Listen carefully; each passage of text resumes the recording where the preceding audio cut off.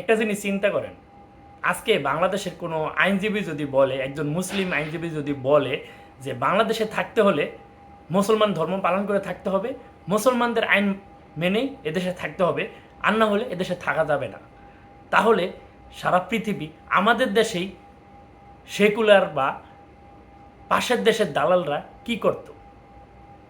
চিন্তা করা যায় কতটা উগ্র এবং কতটা বিকৃত মস্তিষ্কের অধিকারী হলে তারা বলে কি না যে তাদের দেশে থাকতে হলে তাদের ধর্ম পালন করে থাকতে হবে, তাদের ধর্ম পালন করে যদি না করে তাহলে তাদের দেশে থাকা যাবে না। আমাদের পাশের দেশের কথা বলছি, যারা কিনা আমাদেরকে সংখ্যালঘুর নির্যাতনের কথা বলে, তারা কিনা বলে বাংলাদেশের সংখ্যালঘুদের উপর নির্যাতন হয়। তো তাদের দেশে এটা কি হয়? কথা আছে না, জাহর মানে বাংলাদেশে একটা গ্রাম প্রচলিত ছাকনি বা চালন যেটাকে বলি, জাহরে বলে শুই তোর পিছনে কেন একটা সেদা।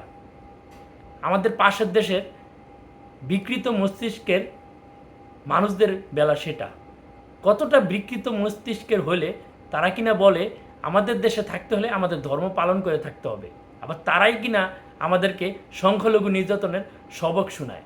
কতটা বিকৃত, কতটা নিকৃষ্ট এরা, চিন্তা করা যায় কতটা নিকৃষ্ট জাতি, কতটা বর্বর একটা জাতি আমরা আমাদের প্রতিবেশী হিসেবে পাইছি, চিন্তা করা যায়।